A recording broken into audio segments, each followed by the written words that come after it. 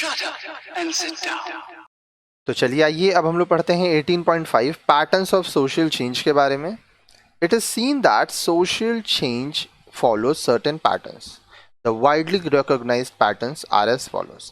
अब देखिए ये देखा गया है कि समाज में जो बदलाव होता है ना उसका एक पैटर्न है. ठीक है, तो जो पैटर्न हम लोग देख पाए समझ पाए तो आइए उसके बारे में बात करते हैं. यहाँ पर एक सबसे पहला दिया है लीनियर चेंज.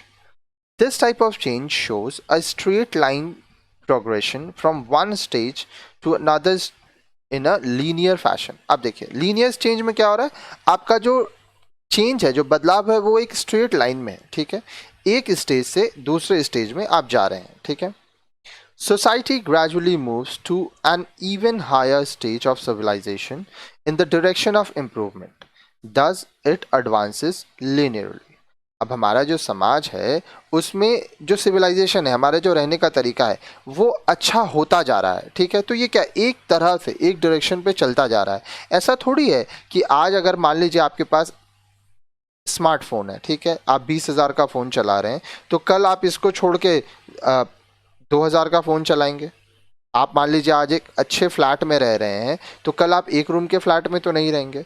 अब यहाँ पे एक चीज़ है, एक्सेप्शन है, मान लीजिए कोई परेशानी हो गई, कोई समस्या हो गई तो बात अलग है, नहीं तो आमतौर पर आप ऐसा नहीं करेंगे. Also what will be invented tomorrow is not only based on what exist today but on the origins of the past inventions. इसके साथ साथ कल जो आविष्कार होगा यह इस आधार पर नहीं होगा कि आज क्या चीज़ है, यह इस आधार पर होगा कि पहले किस तरह से आविष्कार हुए थे, लोग उस आविष्कार को किस तरह से एक्सेप्ट किए थे. The growth of development in communication such as the telephone has followed a linear pattern. It has grown from landline to cordless telephones and has reached the stage of mobile phones. आप देखिए जो हम लोग का communication है, बातचीत करने का, संप्रेषण की जो हमारी प्रणाली है उसमें जो विकास हुआ ये टेलीफोन से हम लोग स्टार्ट किए थे, वो लीनियर पैटर्न में गया. पहले टेलीफोन लैंडलाइन था, लैंडलाइन से कॉर्डलेस फ़ोन आया, कॉर्डलेस से आज हम लोग मोबाइल फ़ोन चला रहे हैं. ठीक है, तो ये क्या लीनियर. फिर आता है cyclical change. Rapid change on a closure look turns out to be a repeating set of activities that form a cyclical pattern like rhythms of nature, cycle of night and day, season sowing, reaping, harvesting.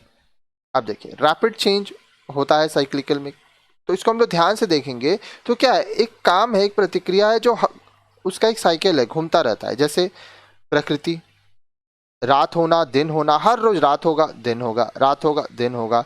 फिर मौसम, हम लोग कहते हैं ना पहले हम लोग बीज लगाते हैं फिर वो रीप करते हैं, हार्वेस्ट करते हैं. ठीक है, similarly, society has a predetermined life cycle.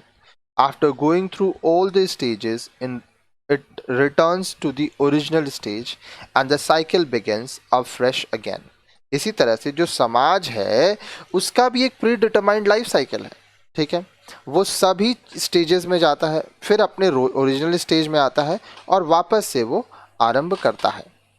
फिर है फ्लक्चुएटिंग चेंज एट्सेट्रा. अब बहुत सारी चीज़ें हैं जो बदलती रहती हैं. When the order of change turns in the opposite direction after leading towards progress, it is called fluctuating change.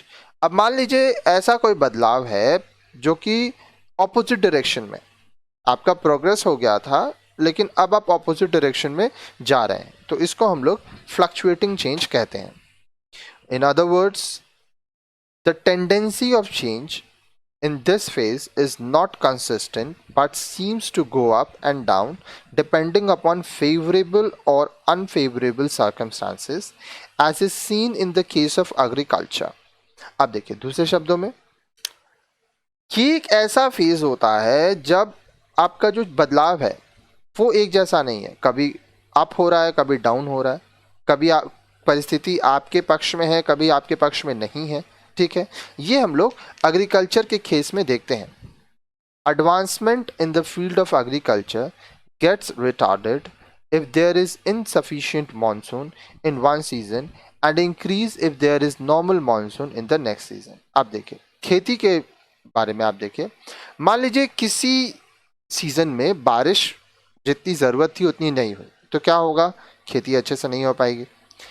अगर मान लीजिए किसी सीज़न में बारिश अच्छे से हुई तो खेती में इंक्रीज होगा, तो चीज़ें इस हिसाब से होती हैं। By now, you must have seen that social change is universal and assumes different patterns over time.